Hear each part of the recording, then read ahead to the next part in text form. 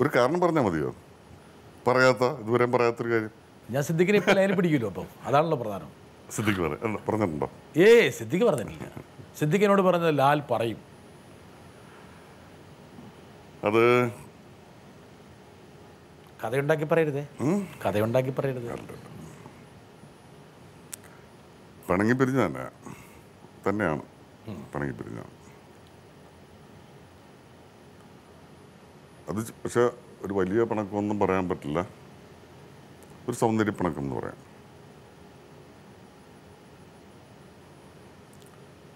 ഒരിക്കലും ഇങ്ങനെ എന്തോ സംസാരിച്ചുകൊണ്ടിരുന്നപ്പോൾ വന്നൊരു വിഷയമാണ്. സിദ്ദിഖ് പറയുന്നത് എനിക്കാണ് സൗന്ദര്യം കൂടുതലെന്നും ഞാൻ പറഞ്ഞു സിദ്ദിഖിനാണ് സൗന്ദര്യം കൂടുതലെന്ന്.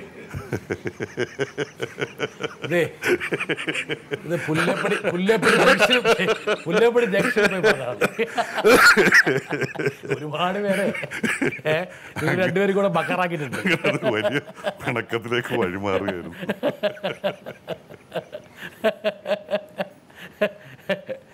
സ്വന്തം അപ്പനിട്ട് പോലും പഠിച്ചിട്ടുള്ള ആൾക്കാരാണ് ലാല് എന്നോട്.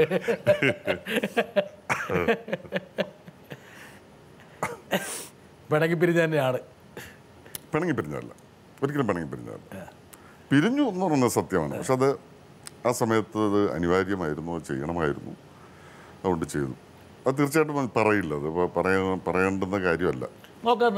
എല്ലാവർക്കും അറിയേണ്ടത് നമ്മൾ എന്തിനാണ് പിരിഞ്ഞത് എന്നാണ്. എല്ലാവരും ഇന്നും ചോദിച്ചുകൊണ്ടിരിക്കുന്നൊരു ചോദ്യമാണ്, എന്തിനാണ് നമ്മൾ തമ്മിൽ പിരിഞ്ഞതെന്ന്.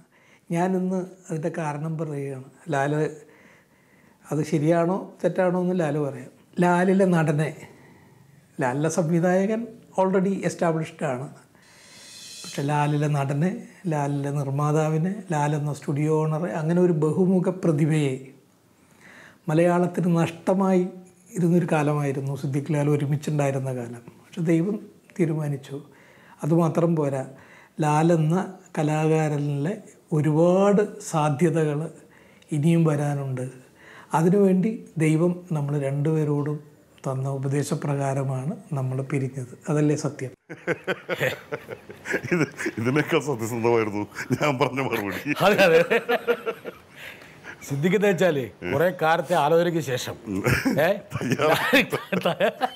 ലാലിന്റെ ഈ സക്സസ് എല്ലാം കണ്ട് അപ്പൊ ഇതായിരിക്കും കാരണം. ഇനി ഇതാ ലാൽ എന്തെങ്കിലും പാളിപ്പോയിരുന്നെങ്കിൽ സിദ്ദിഖ് വേറൊരു കാരണം കണ്ടുപിടിച്ചാലും അന്ന് പറയേണ്ട ഉത്തരം ഇന്നാണ് പ്ലാൻ ചെയ്തത്. അത് പറഞ്ഞ പോലെ സിദ്ദിഖ് പറഞ്ഞ പോലെ പറഞ്ഞു മടുത്തിട്ട് പറയുന്ന രണ്ടുപേരും വളവന്മാരാണ്. പക്ഷെ പറഞ്ഞതിനകത്ത് ഒരു കാര്യം സത്യസന്ധമാണ്, സത്യമാണ്. മറ്റൊന്നുമല്ല, ഇതുകൊണ്ട് നല്ലതേ ഉണ്ടായിട്ടുള്ളൂ ഞങ്ങളെ സംബന്ധിച്ചിടത്തോളം. അത് വേറെ കാര്യം. ലാലെ അതെന്താ കാരണം എന്ന് വെച്ചാൽ എപ്പോഴും വിസ്ഫോടനത്തിലാണ് ചിലപ്പോൾ ശക്തി ഇരിക്കുന്നത്. സംയോജനത്തെക്കാൾ പലപ്പോഴും ശക്തി ഉണ്ടാകുന്നത് വിസ്ഫോടനത്തിലാണ്. ഇപ്പോൾ അംബാനി ബ്രദേഴ്സ് രണ്ടായി പിരിഞ്ഞുമ്പോഴാണ് രണ്ടുപേരുടെയും വിലത്ത് കൂടിയത്. ഇപ്പോൾ രജനീകാന്തും കമലഹാസനൊക്കെ പണ്ട് സിനിമയിൽ ഒരുമിച്ച് അഭിനയിച്ചിരുന്നു. രണ്ടുപേരും രണ്ട് സിനിമയിൽ അഭിനയിച്ചു തുടങ്ങിയപ്പോൾ ഇൻഡസ്ട്രി വലുതായി സ്വാഭാവികമായിട്ടും. അപ്പം പക്ഷെ അതൊക്കെ അതുകൊണ്ട് സംഭവിച്ച കാര്യങ്ങളാണ്. പക്ഷെ എന്തുകൊണ്ട് സംഭവിച്ചു എന്നുള്ള ന്യായമല്ല അത്. സിദ്ദിഖ് ചെയ്തിരിക്കുന്നത് വെച്ചാൽ സംഭവിച്ച കാര്യങ്ങളെ എന്തുകൊണ്ട് സംഭവിച്ചു എന്നുള്ള അതിലേക്ക് പിടിച്ചിട്ടിട്ട് അതിന് ന്യായീകരണം കണ്ടു അല്ലേ? അല്ല, ഞാനിപ്പോൾ അതുപോലെ ഞാനും മറുപടി പറയാം. ഞാൻ സിദ്ദിഖ് പിരിയാനായിട്ട് അന്ന് ഇങ്ങനെ സിദ്ദിഖായിട്ട് പിരിയാനായിട്ട് തീരുമാനിച്ചൊരു കാരണം, സിദ്ദിഖിന് ഹിന്ദിയിലൊരു ഭയങ്കരമായിട്ടുള്ള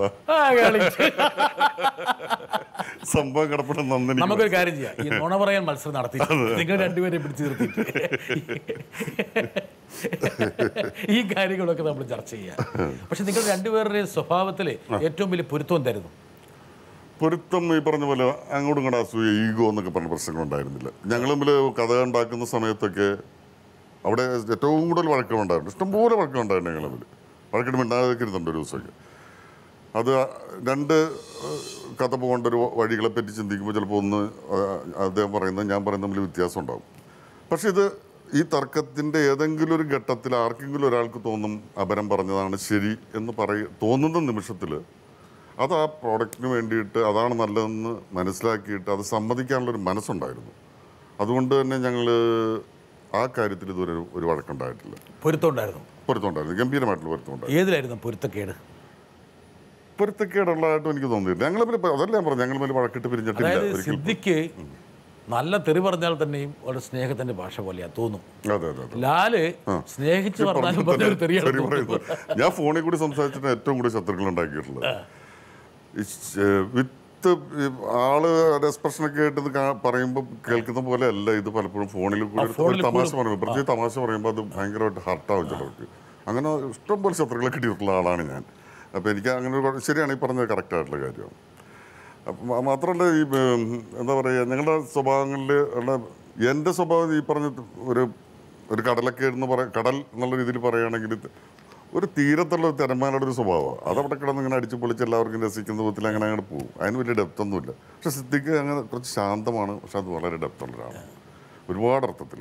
ലാലിനെ സൃഷ്ടിച്ചത് എനിക്ക് തോന്നുന്നത് ചില ആ കാലഘട്ടമാണ്. എന്താ കാരണം വെച്ചാൽ ആ പ്രത്യേക കാലഘട്ടം, പിന്നെ വീട്ടിലെ അന്തരീക്ഷം, പിന്നെ നാട്ടുമ്പുറത്തെ ആ ഒരു സജീവത, നാട്ടുപ്രദേശിക്കുന്ന ആ ഒരു പ്രത്യേക പ്രദേശത്തെ എന്തു തോന്നിവാസം ചെയ്യാനുള്ള ഒരു മാനസികാവസ്ഥ, സ്വാതന്ത്ര്യം, പിന്നെ ഒരുപാട് പിള്ളേരുമായിട്ടുള്ള ബന്ധങ്ങൾ, ഒരുപാട് കുരുത്തക്കേടുകൾ, ഇതൊക്കെയാണ് ഒരു പക്ഷേ സമൂഹത്തെ അറിയാൻ വേണ്ടിയിട്ട് ലാലിനെ സഹായിച്ചത്. ലാലിനെ ഒരു ബോർഡിംഗ് സ്കൂളിലൊക്കെ അയച്ച് വളരെ കൃത്യമായി പഠിപ്പിച്ചിരുന്നെങ്കിൽ ഈ സാധനം ഒന്നുമല്ലാതായി കൃത്യമായിട്ട കാര്യം. എനിക്കിപ്പോഴും ഞാൻ വേറെ തലത്തിലുള്ള ഫ്രണ്ട്സും കാര്യങ്ങളൊക്കെ ഉള്ളൂ. എനിക്ക് ഒരു എന്താ പറയുക, ഒരു പ്രശ്നം വന്നു കഴിഞ്ഞാൽ എടാ ഇങ്ങനെ പ്രശ്നമുണ്ട് പോലീസ് സ്റ്റേഷനിൽ വിളിച്ച് പറഞ്ഞാൽ എനിക്കൊരു കോൺസ്റ്റബിളിനെ പോലും എനിക്ക് പരിചയമില്ല, അല്ലെങ്കിൽ അങ്ങനത്തെ ഓഫീസേഴ്സിനെ, അല്ലെങ്കിൽ ഒരു കളക്ടറെയോ അങ്ങനെയുള്ള ആളുകളൊന്നും എൻ്റെ സുഹൃത്തില്ല. അപ്പോൾ കളക്ടർ എന്ന് പറയുകയാണെങ്കിൽ മമ്മൂട്ടിയുടെ ഫ്രണ്ട് വിശ്വംഭരൻ, അത് മമ്മൂട്ടിക്ക് പരിചയമുള്ളതുകൊണ്ട് എനിക്കറിയാവുന്നതാണ്. അതല്ലാതെ ഒരു അങ്ങനെ ഒരു സർക്കിളിൽ എനിക്ക് ആരുമില്ല. ഇപ്പം എൻ്റെ ഒരു സുഹൃത്ത് ഒരു പടത്തിൻ്റെ പൂജ താജ് ഹോട്ടലിൽ വെച്ചു. അന്ന് എൻ്റെ കൂടെ ഒന്നിച്ച് പോകാനായിട്ട് എൻ്റെ കൂടെ ആരും ഉണ്ടായിരുന്നില്ല. അപ്പോൾ എനിക്ക് താജ് ഹോട്ടലിൽ ശരിക്കും പറഞ്ഞാൽ വളരെ അന്യമാണ്. അത് വേറെ ആർക്കോ വേണ്ടിയിട്ടുണ്ടാക്കിയിട്ടുള്ള സ്ഥലമാണ്. അവിടെ ഒറ്റയ്ക്ക് പോയി ഇറങ്ങാനായിട്ട് ഞാൻ ആളല്ല. എന്നിട്ട് ഞാൻ അതിന് പോയില്ല. പക്ഷേ ഈ കാരണം പറഞ്ഞിട്ട് അയാൾ എന്നെ ഞങ്ങൾ തമ്മിൽ വഴക്കായി. അപ്പോൾ അദ്ദേഹം കരുതുന്നത് അതേ ഒരു പടം തുടങ്ങിയിട്ട് ഞാൻ വരാതിരുന്നത് മനഃപൂർവ്വം വന്നില്ല, അവിടെ തന്നെ ഉണ്ടായിരുന്നു, എല്ലാം അറിയാവുന്ന, പോയില്ല എന്ന് പറയും. അപ്പം എന്ന് പറയുന്ന പോലെ ഞാൻ അങ്ങനെയുള്ള ഒരാളല്ല. സിദ്ദിഖ് കുറച്ചുകൂടി കാര്യങ്ങളൊക്കെ പഠിച്ച് നെറ്റ്വർക്ക് ചെയ്യാനൊരു എന്നാലും സിദ്ദിഖിനെ വലിച്ചഴിച്ചു കൊണ്ടുവന്നാലും സിദ്ദിഖ് വരുള്ളൂ. സിദ്ദിഖ് ഞാനില്ലെങ്കിൽ സിദ്ദിഖ് സിനിമയിൽ വരില്ലായിരുന്നു, സത്യമായിട്ടുള്ള കാര്യമാണ്.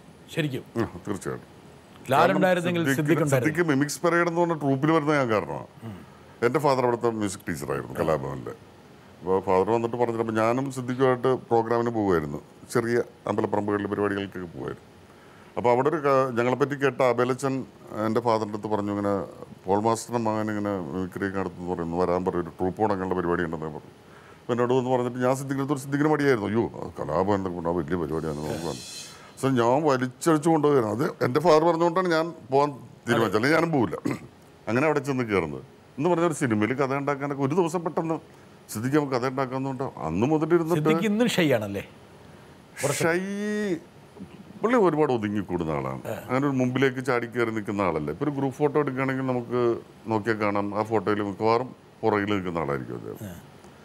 ആരെങ്കിലും നിർബന്ധിച്ച് പിടിച്ച് മുമ്പോട്ട് നിർത്തി നിൽക്കുമെന്നല്ലാതെ ആ ഫോട്ടോയിൽ ഇടിച്ചു കയറി മുമ്പിൽ നിൽക്കുന്ന ഒരു സ്വഭാവം സിദ്ദിഖിനില്ല, എവിടെയില്ല.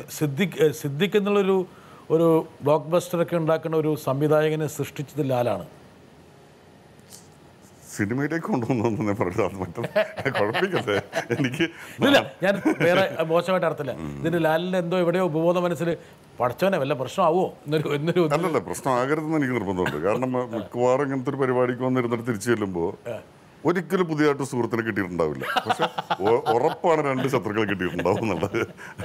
പ്രത്യേകിച്ച് നമ്മുടെ ഏറ്റവും അടുത്ത സുഹൃത്തുക്കളെ പറ്റി ഇപ്പോൾ ചോദിച്ചാൽ ഞാൻ എൻ്റെ പുല്ലപ്പടിയിലുള്ള എൻ്റെ ഒരു സുഹൃത്തുക്കളെ പറയും. പക്ഷേ അതൊരുപാട് പേരുണ്ട്. അതിനകത്ത് നമ്മൾ 5 പേരെ മിസ്സായി. ബാക്കി 2 പേര് അവർ ചിലപ്പോൾ ഭാര്യയും കുട്ടികളുമായിട്ട് ഇരുന്നിട്ടായി കാണുന്നത്. അവൻ ഭാര്യ എടുത്ത് പറഞ്ഞാൽ ഞങ്ങളെന്ന് പറഞ്ഞു കഴിഞ്ഞാൽ അത്ര അടുപ്പമാണെന്ന് പറഞ്ഞിട്ടുണ്ടാവും. അയാൾക്ക് ഭയങ്കരമായിട്ട് ഫീൽ ചെയ്യും അയാളുടെ പേര് പറഞ്ഞില്ല എന്ന് പറയുന്നത് എന്നൊക്കെ പറയുന്ന കൊച്ചു കൊച്ചു കാര്യങ്ങളും മുതൽ. മമ്മൂട്ടി എവിടെയോ ഒന്നൊരു നിമിത്തമായി വന്നിട്ടുണ്ട്. മമ്മൂട്ടി ഒരുപക്ഷെ ലാലിനെയും സിദ്ദിഖിനെയും ശ്രദ്ധിച്ചില്ലായിരുന്നെങ്കിൽ ഇന്നിവിടെ ഇരിക്കില്ലായിരുന്നു. തീർച്ചയായിട്ടും. എന്ന് വെച്ചിട്ട് ഈ ലെവലിൽ പറ്റില്ലാന്നോ അല്ലെങ്കിൽ നശിച്ചു ഒന്നും അർത്ഥമില്ല. വേറെ ഏതോ വഴിയിലേക്ക് പോകുമായിരിക്കും. ഇവിടെ ഇരിക്കില്ലായിരുന്നു. ശരിയാ, ചിലപ്പോൾ ഇവിടെ ഇരിക്കുന്ന ചിലപ്പോൾ രാഷ്ട്രീയക്കാരനായിട്ടായിരിക്കാം, വേറെ എന്തെങ്കിലും വഴിക്കായിരിക്കും. ബിൽഡിംഗ് ഡിസൈനർ എന്നുള്ള ജോലിയിൽ ഇങ്ങനെ വിരാജിച്ചതിന് കൊച്ചിയിൽ ഒരുപാട് കെട്ടിടങ്ങളൊക്കെ നോക്കി നടന്നതിൻ്റെ മേൽപോട്ട്. അതെ അതെ, അങ്ങനെ എന്തെങ്കിലുമൊക്കെ ആയിപ്പോയാണ്. മമ്മൂക്ക ഞങ്ങളുടെ മിമിക്സ് പരേഡ് എന്ന് പറഞ്ഞ പരിപാടിയുടെ വലിയ ഫാനായിരുന്നു. ഞങ്ങൾ ആദ്യത്തെ പരിപാടി എറണാകുളം ഫൈൻ ആർട്സ് ഹാളിൽ അതിൻ്റെ ഉദ്ഘാടന പരിപാടി വെക്കുമ്പോൾ മമ്മൂക്ക ഉണ്ടായിരുന്നു, ശ്രീനിവാസനുണ്ടായിരുന്നു. പക്ഷെ അന്ന് മമ്മൂട്ടിനെ ആർക്കും അറിയില്ല, ശ്രീനിവാസനെ അറിയുള്ളൂ. ഇവർ രണ്ടുപേരും കൂടി സ്റ്റേജിൽ വരെയൊക്കെ ചെയ്തു. മമ്മൂട്ടി പടത്തിൽ അഭിനയിച്ചിട്ടുണ്ട് മമ്മൂക്ക. പക്ഷെ അന്ന് എൻ്റെ വീട്ടിലാർ ചോദിച്ചാൽ ശ്രീനിവാസൻ്റെ കൂടെ വന്ന മറ്റാളാരാണെന്ന് ചോദിച്ചിട്ടുണ്ടെന്ന്. പക്ഷെ അതിനുശേഷം അപ്പോൾ അന്ന് മുതൽ നമുക്ക് ഈ പ്രോഗ്രാം ഭയങ്കരമായിട്ട് ഇഷ്ടപ്പെട്ടിരുന്നു. ഞങ്ങളുടെ പ്രോഗ്രാം കാണാനായിട്ട് എനിക്ക് ഒരു 10-12 പ്രാവശ്യം നമുക്ക് പല സ്ഥലങ്ങളിലായിട്ട് വന്നിട്ടുണ്ട്. അങ്ങനെ ഒരിക്കൽ ആലപ്പുഴയിൽ പ്രോഗ്രാം കാണാൻ വരികയും അവിടെ വെച്ചിട്ട് പുള്ളി നിർബന്ധിച്ച് ഫാസിൽ സാറിനെ വിളിച്ചുകൊണ്ടുവന്നു. നിങ്ങൾ പഴയ മിമിക്രിക്കാരനല്ലേ, ഈ പരിപാടി കണ്ടിരിക്കണം എന്ന് പറഞ്ഞിട്ട് ഫാസിൽ സാറിനെ കൊണ്ടുവന്ന് കാണിക്കുകയും ചെയ്ത് അങ്ങനെയാണ് ഒരു കണക്ഷൻ വന്ന് ഫാസിലിന്റെ ഗ്രൂപ്പിലേക്ക് കയറുന്നു. അവിടെ അദ്ദേഹത്തിന് സഹായിയായി മാറുന്നു. അതെ അതെ അതെ. അതിനു മുമ്പ് മമ്മൂട്ടി ഞങ്ങളെ കൊണ്ടുപോയിട്ട് ഒരുപാട് പേരടുത്ത് കഥ പറയിപ്പിച്ചിട്ടുണ്ട്. ഞങ്ങളുടെ ഈ നാടോടിക്കാറ്റ് എന്ന് പറയുന്ന കഥയുടെ സംഭവം. അതിനകത്തപ്പോൾ അന്ന് ഈ ക്യാപ്റ്റൻ രാജു ചെയ്തൊരു ക്യാരക്ടറുണ്ട്, അത് ചെയ്യാനായിരുന്നു മമ്മൂട്ടിക്ക് താല്പര്യം. നാടോടിക്കാറ്റ് എന്നുള്ള കഥ എവിടുന്നാണ് കിട്ടിയത് ലാലിന്? കിട്ടിയതല്ലല്ലോ, ഉണ്ടാക്കിയതല്ലേ. കിട്ടുന്ന പറഞ്ഞാൽ എവിടെയെങ്കിലും ഒരു സംഭവം കണ്ടിട്ടുണ്ടാവില്ലേ? ഞങ്ങൾ ശരിക്കും പറഞ്ഞു കഴിഞ്ഞാൽ ഇംഗ്ലീഷ് പടത്തിൻ്റെ ഭയങ്കരമായിട്ടുള്ള ആളുകളെ എല്ലാ ഇംഗ്ലീഷ് പടങ്ങളും എറണാകുളത്ത് വരുന്ന എല്ലാ ഇംഗ്ലീഷ് പടങ്ങളും എല്ലാ പടങ്ങളും കാണും. പ്രത്യേകിച്ച് ഇംഗ്ലീഷ് പടങ്ങൾ എറണാകുളം ശ്രീധറിലെ എല്ലാ പടങ്ങളും പോയി കാണുമായിരുന്നു. അപ്പോൾ ഈ ഇംഗ്ലീഷ് പടങ്ങളിൽ കണ്ടിട്ടുള്ള തമാശ സിനിമകളുടെ ഒരു സ്വഭാവം ഉണ്ടായിരുന്നു. ആ സ്വഭാവം ഇവിടെ പരീക്ഷ പോലും നോക്കിയിട്ടുണ്ടായിരുന്നില്ല, പ്രത്യേകിച്ച് ലോജിക്കൊന്നും ഇല്ലാത്തൊരു സിനിമകൾ. അപ്പോൾ അങ്ങനെ ഒരു സിനിമ എന്ന് പറഞ്ഞൊരു ആഗ്രഹത്തിൻ്റെ പുറത്താണ് ഞങ്ങൾ അങ്ങനെ ഒരു കഥ ഉണ്ടാക്കുന്നത്. അപ്പം അതിനൊരു പ്രത്യേകിച്ച് വേറൊരു കാരണങ്ങളുണ്ട്. എന്താ കാരണം വെച്ചാൽ പലപ്പോഴും നമ്മൾ കഥ നമ്മൾ ഉണ്ടാക്കുകയാണെങ്കിലും എവിടെ ഒരു സാധനം എവിടെന്നെങ്കിലുമൊക്കെ നമുക്ക് വന്ന് വരും. ഇപ്പം ദാസനും വിജയൻ എന്നുള്ള കഥാപാത്രങ്ങൾ ഒരുപക്ഷെ നിങ്ങളുടെ രണ്ടുപേരുടെ സ്വഭാവത്തിൽ നിന്ന് വന്നാണോ? ഉണ്ടാവും, കാരണം അന്ന് ദാരിദ്ര്യം ആവശ്യത്തിന് കൂടുതലുണ്ടായിരുന്നു. ദാരിദ്ര്യം എന്ന് പറഞ്ഞാൽ പട്ടിണി കിടക്കുന്ന അവസ്ഥയൊന്നും അല്ല കേട്ടോ. വീട്ടിലും കാര്യങ്ങളൊന്നും കുഴപ്പമില്ലാത്ത ആളുകളാണ്. അതൊക്കെ ഉണ്ടെങ്കിൽ പോലും നമുക്ക് പോക്കറ്റിൽ നിന്നെടുത്ത് ചിലവാക്കാൻ പൈസ ഇല്ല എന്ന് പറയുന്ന അവസ്ഥകളും കാര്യങ്ങളും, സിനിമയ്ക്ക് പോകണമെങ്കിൽ നമ്മുടെ സുഹൃത്തുക്കളാരെങ്കിലും സ്പോൺസർ ചെയ്യണം എന്നൊക്കെ പറയുന്ന കാര്യങ്ങളൊക്കെ ഉണ്ടായിരുന്നു. അപ്പോൾ അതൊക്കെ ഉണ്ടാവും, തീർച്ചയായിട്ടും ഉണ്ടാവും. പിന്നെ തമാശ പറയുന്ന സ്വഭാവം അന്നും സിദ്ദിഖിനും എനിക്ക് അത് പുല്ലേപ്പടി എന്ന് പറഞ്ഞ ജംഗ്ഷനുള്ളൊരു പ്രത്യേകത. അവിടെ കാര്യമായിട്ട് അതിനേക്കാൾ ഉപരിയായിട്ട് അവിടെ ഒരു മത്സരം ഉണ്ടായിരുന്നു എല്ലാവർക്കും. അവിടെ ഒരുപാട് മിക്കവാറും എല്ലാവർക്കും നല്ല ഹ്യൂമർ സെൻസാണ്. ഒരാളൊന്ന് പറഞ്ഞാൽ അതിൻ്റെ മേലെ പറയണം എന്ന് വാശിയാണ്. അപ്പോൾ ഒരാൾക്ക് ഒരു കാര്യം പറയുമ്പോൾ മറ്റവൻ്റെ മനസ്സിൽ ഇതിൻ്റെ പുറത്തുനിന്ന് പറയണം എന്നുള്ള ആലോചനയാണ്. പക്ഷേ ഇന്നത്തെ സദസ്സുകളിലൊന്നും അങ്ങനത്തെ ഒരു സംഭവം ഉണ്ടാവില്ല. പുതിയ പിള്ളേർ തലമുറയിലൊന്നും അങ്ങനത്തെ ഈ പറഞ്ഞ അതിന് നല്ല ഒരു വലിയൊരു ഗ്യാങ് ആയിരുന്നു. അതായത് ഞങ്ങൾ പുല്ലപ്പടിയ ജംഗ്ഷനിൽ വെളുപ്പിന് 3 മണി വരെയൊക്കെ ഉണ്ടാവും. സിനിമ സെക്കൻഡ് ഷോക്ക് പോകും. സെക്കൻഡ് ഷോ കഴിഞ്ഞ് വന്നു കഴിഞ്ഞാൽ പിന്നെ അവിടെ അതിനെപ്പറ്റി ചർച്ച. അതിൻ്റെ ഏറ്റവും വലിയ ദിവസം ഇംഗ്ലീഷ് പടങ്ങൾ കണ്ടിട്ട് വന്നിട്ട് ചർച്ച എന്ന് പറയുന്നത് മനസ്സിലായിരുന്നോ? അതാണ് പറഞ്ഞു വരുന്നത്. മിക്കവാറും ചർച്ച ഇതിൻ്റെ കഥ എന്താണെന്നുള്ള ചർച്ചയാണ് നടക്കുന്നത്. അങ്ങനെ ചർച്ചകളിൽ കൂടിയിട്ടൊരു കഥ രൂപപ്പെടും. അവസാനം അത് കൊള്ളാം, നല്ല കഥ അങ്ങോട്ട് പിരിയുന്നത്. പക്ഷെ പിൽക്കാലത്ത് ഞങ്ങൾ അന്ന് കണ്ടിട്ടുള്ള പല പടങ്ങളും കണ്ടപ്പോൾ കഥ അതല്ലായിരുന്നു എന്ന് മനസ്സിലാകുന്നത് മാത്രമല്ല, അതിനേക്കാൾ നന്നായിരുന്നു നമ്മൾ ഉണ്ടാക്കിയ കഥ എന്ന് കൂടി തോന്നിയിട്ടുണ്ട്. കറക്റ്റ്. ഒരുപക്ഷെ നിങ്ങൾ ഉണ്ടാക്കിയ കഥയെങ്കിൽ ആ സംവിധാനം അറിഞ്ഞിരുന്നെങ്കിൽ രക്ഷപ്പെട്ടു പോയല്ലേ. രക്ഷപ്പെടുകയോ ഒന്നുകിൽ അവർ ആത്മഹത്യ ചെയ്തേനെ. അല്ല, ഞാൻ പറഞ്ഞു വന്നത് അത് 3 മണി 4 മണി വരെയൊക്കെ അവിടെ ഡിസ്കഷൻ ഉണ്ടാവും ജംഗ്ഷനിൽ. പോലീസ് വണ്ടികൾ വരും അവിടെ രാത്രി പെട്രോൾ. പക്ഷെ അവരൊരിക്കലും ഞങ്ങളുടെ അടുത്ത് വിളിച്ച് ചോദിക്കണം എന്താ അവിടെ ആളുകൂടി ഇരിക്കുന്നതൊന്നും ചോദിക്കാറില്ല. കാരണം അത്രയ്ക്ക് പെർഫെക്റ്റ് ആയിരുന്നു ജംഗ്ഷൻ. ഒരു കുഴപ്പത്തിനും ഇല്ലാത്ത കുറേ ചെറുപ്പക്കാരുടെ ഒരു സംഘമായിരുന്നു.